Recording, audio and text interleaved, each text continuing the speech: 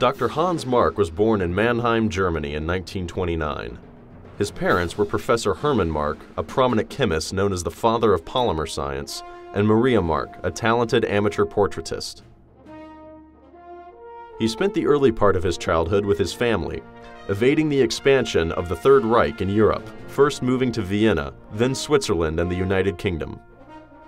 After their eventual arrival in the United States, Dr. Mark and his brother, Peter, enrolled in Stuyvesant High School in New York City. Continuing with his education, Dr. Mark received his bachelor's degree in physics from the University of California at Berkeley, where he met his future wife, Marion Thorpe. In 1954, he earned his PhD in physics from the Massachusetts Institute of Technology. In 1955, Dr. Mark returned to California and found himself at Lawrence Livermore National Laboratory, surrounded by an extraordinary group of people that included his lifelong mentor, Edward Teller. I was a professor of nuclear engineering at the University of California in Berkeley at the time, and I had done some work at the Livermore Laboratory, the university's Livermore Laboratory, on high-altitude nuclear weapons tests, and so I had some experience with space-type hardware. But I did get a telephone call one morning from Jim Beggs, who was the Associate Administrator for Advanced Research and Technology at the time, OART it was called.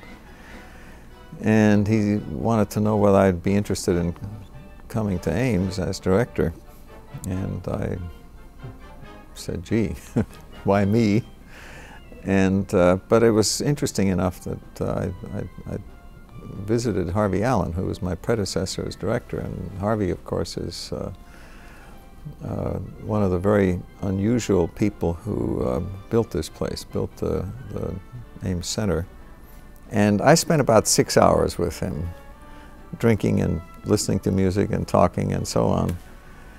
And at the end of that time, I decided this was something that I was going to do. I went home and I told my wife, and she said, I was hoping you'd do that. It's about time for you to do something else. So it was very fortunate that it happened that way. In February 1969, Dr. Mark became director of the NASA Ames Research Center. There he initiated the program to put a 36-inch diameter infrared telescope on a large aircraft that became the Kuiper Airborne Observatory. He also helped to initiate the Infrared Astronomical Satellite, or IRAS, which flew successfully in 1983. I'm Pete Worden, the 10th director of the NASA Ames Research Center, and I'm here to congratulate the third director, Hans Mark, who I still have his badge since he gave it to me. And I'm really delighted to be able to talk briefly about Hans. He's been a mentor to me for a long time. Now, my first interaction with him was in the 70s. I was a captain working at what's now the Air Force Research Laboratory, and I'd been giving some college professor a hard time about his contract, and so he complained to Dr. Mark and told me he was going to complain, and I was like, oh my goodness, the Secretary of the Air Force is going to come down on me. But apparently the Secretary of the Air Force sent back, he said, he's giving you a hard time, is he? He says, that's what we pay him for. So from that time on, I am really honored to have been one of Dr. Mark's proteges, although a few years later when I did meet him, the first comment he said was, get a haircut. So again, his advice is, I probably still need it today. As you can see, the hair is a little bit long and shaggy, but at any rate, it's a very, very great privilege for me to congratulate Dr. Mark on his long and distinguished career. And during the period that Hans was here, we actually did some remarkable things. One was we launched the Pioneer spacecraft, which was the first man-made object to ever leave our solar system. Pioneer 10 was launched on March 2, 1972, and became the first spacecraft to fly past Jupiter and the first man-made object to leave the solar system. Dr. Mark also helped to initiate the Pioneer Venus mission in 1970, which successfully encountered Venus in 1978. In addition to his contributions to planetary exploration, Dr. Mark was responsible for initiating the Bell XV-15 experimental tilt-rotor aircraft program, which in 1996 led to the development of the first privately funded commercial venture in tilt-rotor aviation, the Bell Boeing 609. After 8 years at Ames, in 1977, Dr. Mark received word from the Pentagon that he would be offered the post of Undersecretary of the Air Force. In this position, he was responsible for overseeing and coordinating all space activities of the U.S. Air Force. Additionally, it was the cover for the title of Director of the National Reconnaissance Office, a then classified agency charged with the management of the nation's intelligence-gathering satellites. In April of 1979, the Secretary of the Air Force, John Stetson, resigned, and Dr. Mark was asked by Defense Secretary Harold Brown to succeed in his place. Shortly before his 50th birthday, he accepted leadership of one of the nation's 5 military branches. In his new role, Dr. Mark took a greater responsibility for our national security and created the Air Force Space Division, laying the foundation for the creation of the Air Force Space Command. President Jimmy Carter had canceled the B-1 bomber. Hans did not approve of that decision, and so little by little in the budget, he put money to enhance engine ability, to improve aerodynamic capabilities, and similar enhancements, all of which were designed to go to a new bomber, which Hans thought very much we needed. Then, when President Reagan decided to build a bomber in June of 1982, the B-1B bore almost no resemblance to the canceled B-1A. It was an entirely new and much different and very much improved bomber. So all the work that Hans did made it a much finer bomber.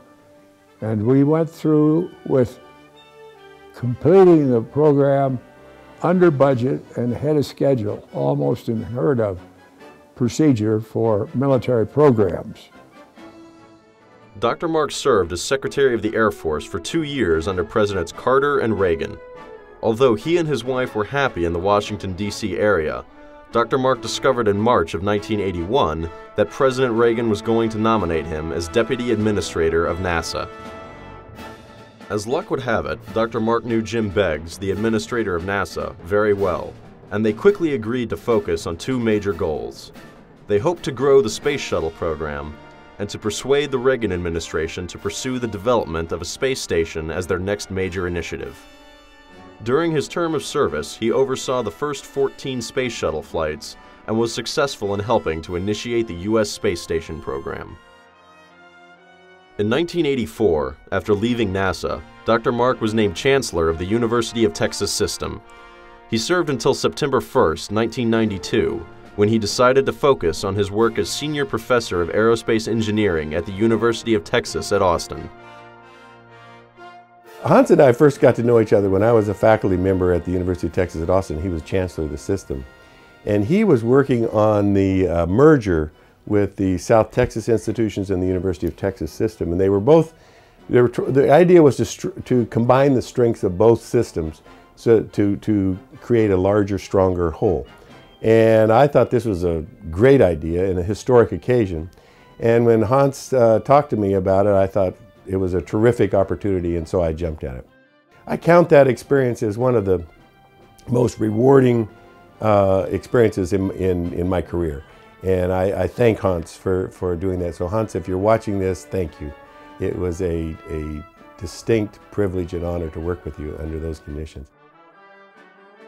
Since 1990, Dr. Mark has been associated with the university's Institute for Advanced Technology as a senior research engineer. In that capacity, he has been working on electromagnetic railguns for the Navy to be used in their new generation of all-electric ships. I first met Dr. Mark about the turn of the century, around the year 2000, when he was still Deputy Director for Research and Engineering at the Pentagon. I was on active duty as a Navy commander at the time and was trying to start a new effort in the Navy called the electromagnetic railgun. At the time, Dr. Mark was very instrumental in helping me get that program started, and since his return to the University of Texas has continued to help us in the aspects of Technology and Development and Basic Research at the University of Texas.